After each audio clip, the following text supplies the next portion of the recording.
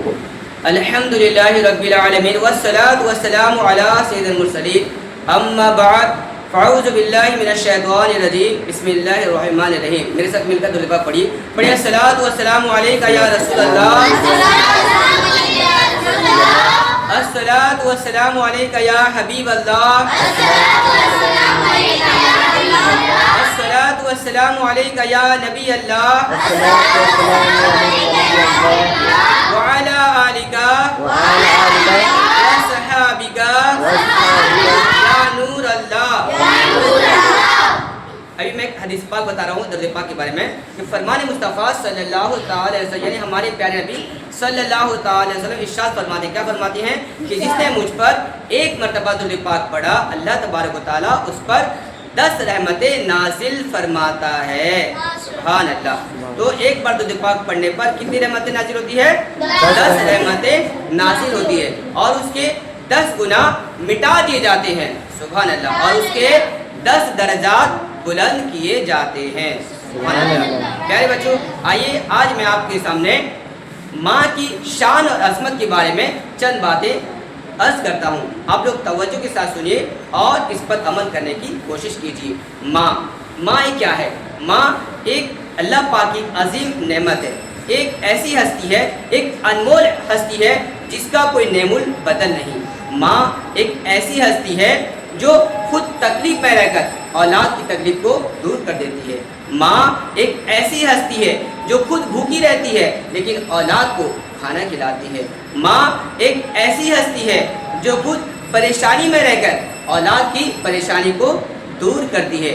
ماں ایک ایسی ہستی ہے جو ہمیشہ اپنے اولاد کے لیے دعا کرتی رہتی ہے.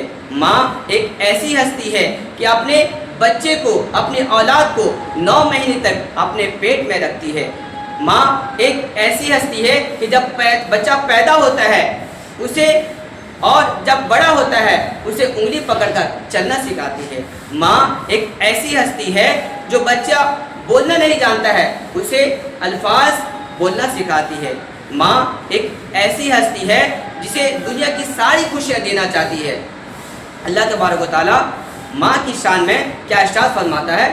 اللہ تبارک و تعالی ارشاد فرماتا ہے کہ اپنی ماں کے ساتھ بھلائی کرو، وبالوالدین احسانا، اور اپنے والدین کے ساتھ احسان کریے. اپنے ماں باپ کے ساتھ احسان کرنے کا ہے.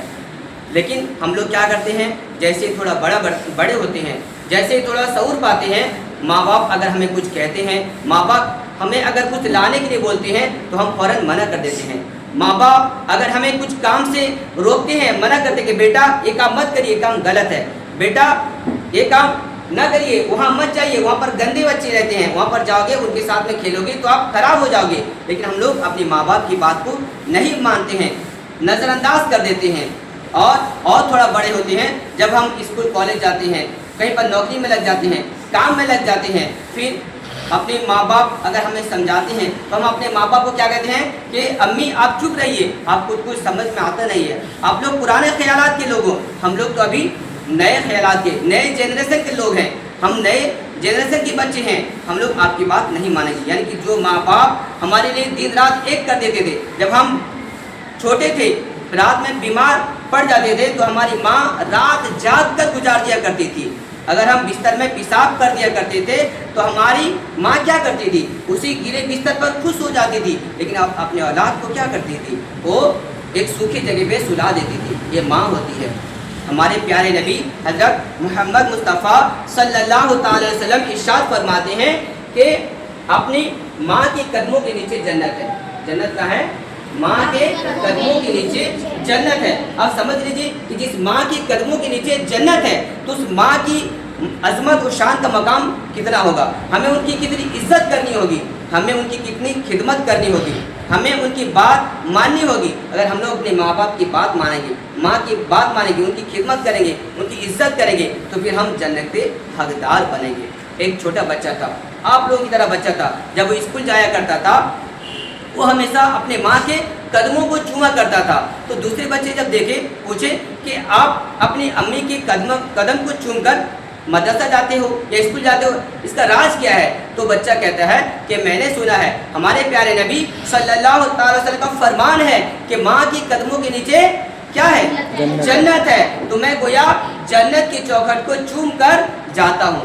सुभान अल्लाह। तो ये कितना खुशनसीब बच्चा है कि जब भी कहीं बाहर जाता है अपने माँ के कदम को चूम कर जाता है, अपने बाप के कदम को, हाथों को बोसा देकर जाता है। तो बड़ा ही खुशनसीब बच्चा है।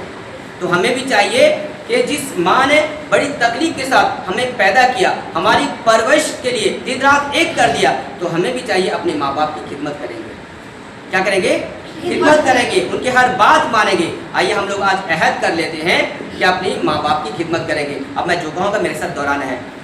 हम अपने माँ बाप की खिदमत करेंगे, उनकी हर बात मानेंगे, उनके साथ भलाई करेंगे, अपने माँ बाप को नाराज नहीं करेंगे, उनके लिए हमेशा दुआएं करेंगे। सल्लु अलल हबीब।